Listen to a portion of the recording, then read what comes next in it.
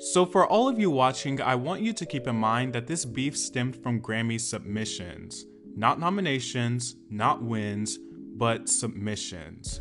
Keep in mind that there's no certainty that Latto or Nicki Minaj will be nominated, let alone win. So I think this ordeal actually started off very sensible. Nicki basically spoke out about the Grammys, removing her from the hip-hop submissions and putting her into the pop category. This has also happened prior to other acts like Lizzo with Truth Hurts, but Nicki took issue with it and basically said that if her song Super Freaky Girl is submitted for pop categories, then so should Latto's Big Energy. Mind you, Latto did not even submit Big Energy into the rap song category, she submitted it into the melodic rap category, which there is a difference, and which I also think works.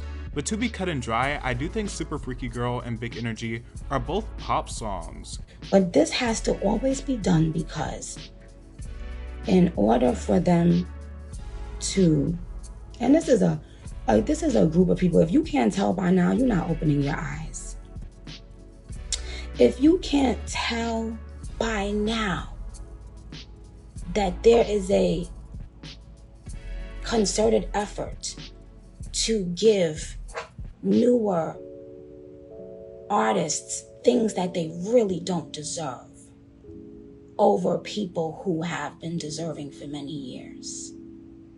But even then, I do struggle to see the unfairness that Nicki was talking about.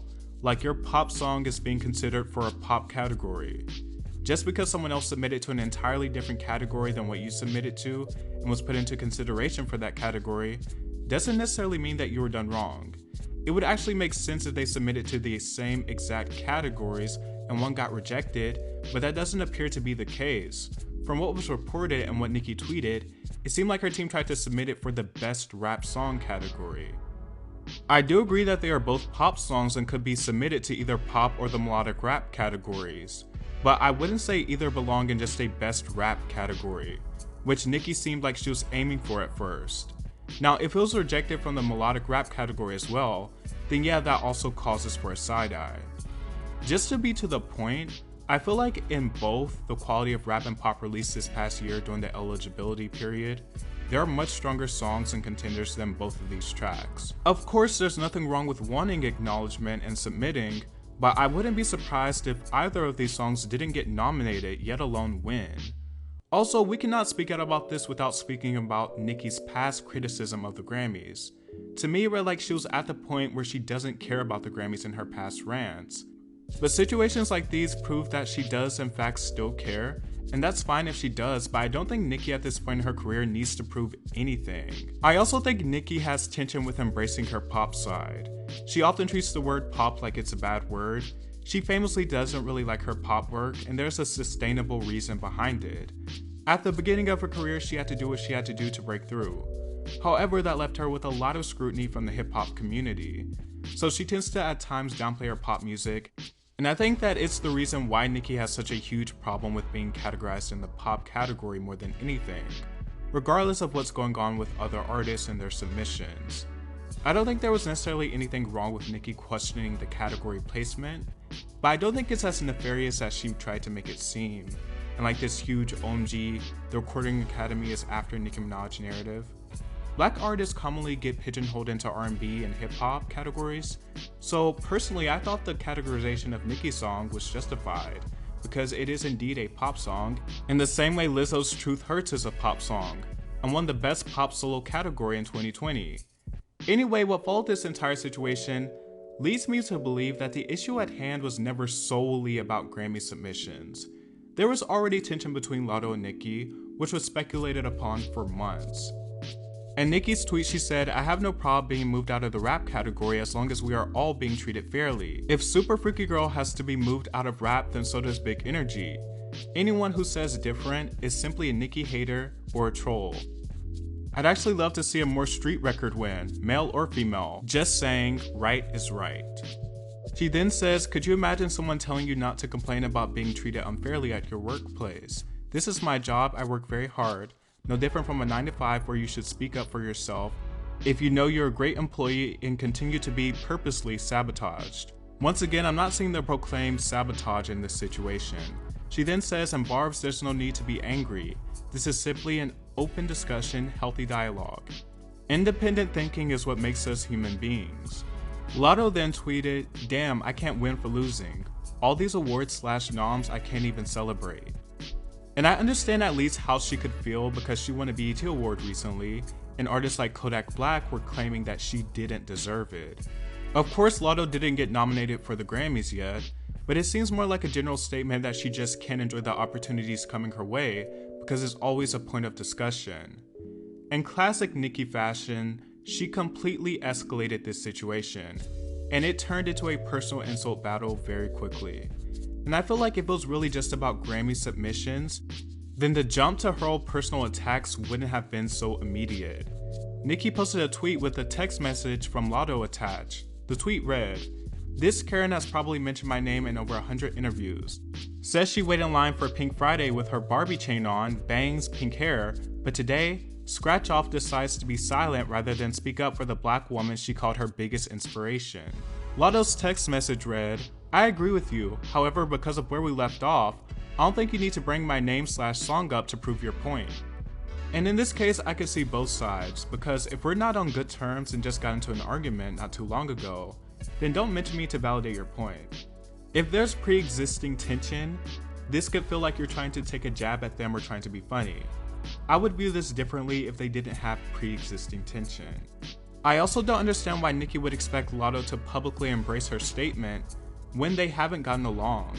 And also, Latto can be upset that she's being used as a reference by someone who doesn't like her and still agree with the message at hand.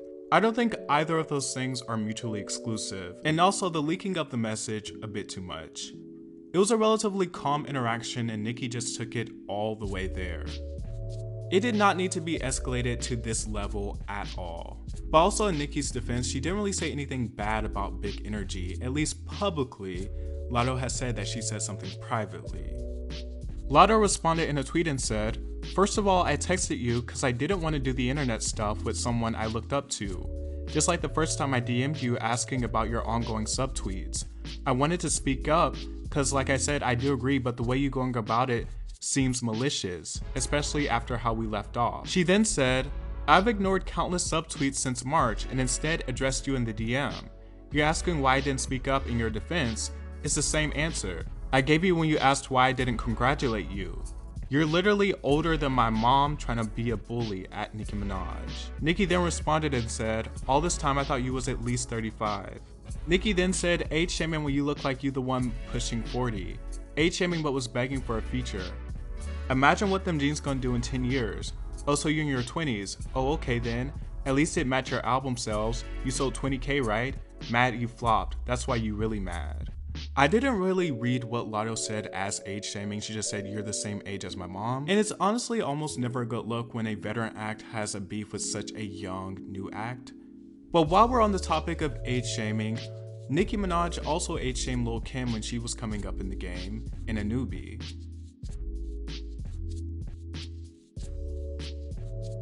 Nicki then leaked some DMs where Latto was asking her for a feature and Nicki declined all 3 songs. There's honestly nothing in the DMs that really say much. Latto then said, "I literally named you as my dream collab multiple times in multiple interviews. Like I told you on the phone, I looked up to you. You still never answered my question about where the random shade started coming from." The conversation started by Latto saying, "What's up? I've shown you nothing but the utmost respect and genuine love as a fan and someone who looked up to you. Hate that you allowing people to convince you otherwise. You know what I meant." Nicki then said, "Hey, before I respond to this, what exactly are you talking about? So that I can give you a clear response. I'm seeing this for the first time right now, by the way." Latto then said, "Most recently the interview you DM'd Holland Media on Twitter about, and your tweets that followed. But I'm trying to figure out what happened, like what changed. I've shown you too much genuine love for that." Nicki then responded and said, "You've shown too much genuine love for what? To be exempt from something? I could say the same thing, but would you or Bigfoot care? No." It is alleged that the Bigfoot Nicki is talking about is Megan Thee Stallion. You talking in circles, say what you said. Here's an example. Nicki, when you said it was clear, you were talking about when I said. That's how you have a real talk. Latto then said, "Yeah, I like to talk to you on the phone too because you bringing up other people and release dates that don't got nothing to do with me or what I'm talking about. Who's talking in circles? I referenced the tweets and my confusion with where all this pressure is coming from. Again, I've shown you nothing but love. Something about the tone of these messages is very funny to me. I had to record it like a million times to not laugh. There's just so much hostility in these messages. Latto then said, with all this being said, this wasn't just about a Grammy category. You being funny bringing me up to defend your case, knowing our last combo didn't end on good terms. You literally told me I'm not flourishing, and no one cares about my little song on the phone, lol, at Nicki Minaj. If you guys can't tell by now, this back and forth went on for quite some time. Latto then said the feature was never the problem. You passed on 2 songs I sent, and still I showed love. You're not the only person I've sent songs to that have passed, LMAO. Never took offense, I'm a rapper. Cute way to spin the narrative though. Latto then set it on fire when she mentioned Nicki's personal life. Been subbing, super freaky grandma's married and related to fucking rapist. You ain't going to bully me, bitch. My idol turned rival, now you hatin'. Nicki then said didn't care about rape when she was begging for features, didn't care about Kodak's past, didn't care about the accusations made about Dr. Luke who produced Big Energy. Newsflash scratch off, I've never raped anyone, I've inspired millions, you're one of them, bozo. Now I do agree with Nicki in the sense that Latto didn't care about that then, so it's a bit weird to bring it up now.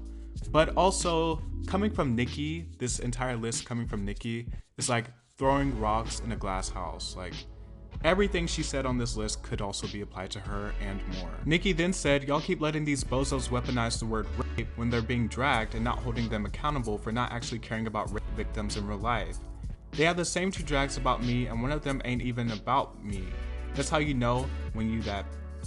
I would say that your life partner and who you choose to marry certainly involves you and is about you. I think it's insane to claim that your marriage has nothing to do with you or the person you're married to has nothing to do with you. Then a fan tweeted something basically trying to claim that Latto is a product of rape. And Nicki quote tweeted it. The fan said, your father is in his 60s, your mother is 39. Meaning when your father had you, he was roughly in his late 30s. Your mother was 16 or 17. You know what that means, right? The crazy thing about this tweet is, it's not even Latto's dad's name attached to this tweet, so it is fake news. Nicki then quoted this tweet and said, scratch off, get your dumb ass to the mic right now. Explain this shit since you just became a rape activist in the last 5 minutes, ho. You better have a good explanation for this. Right the fuck now. This better be a typo. And this also shows Nicki's flawed thinking because even if this were true, in what world is a child being the product of such a horrible act the child's fault? And how is a mother being raped a gotcha moment? You can't choose your parents or how you come into the world. You can, however, choose your husband and life partner. Latto then leaked a phone call with her and Nicki where they were arguing about the state of female rap. Nicki seemed offended that Latto said Nicki was the only female rapper, but still gave her props. Nicki was arguing against it in the phone call. And I agree with Latto. I mean, it's disingenuous to say that there were other female rappers with the same commercial success and same visibility as Nicki in the early 2010s. Of course there were other rappers on the scene, but they didn't have consistency or the same success. Ultimately, this situation was a mess, a complete mess. I don't think the back and forth and exposing reflected great on either. My thing with Nicki is, if she really wanted to make a point about the Grammy submissions, then she could have done that, and maybe even effectively. But all that went out the window when she escalated the situation. I don't expect everyone to get along, I don't expect there not to be conflict, but the female rap area in music has had so much back and forth and tension throughout this entire year. It is insane.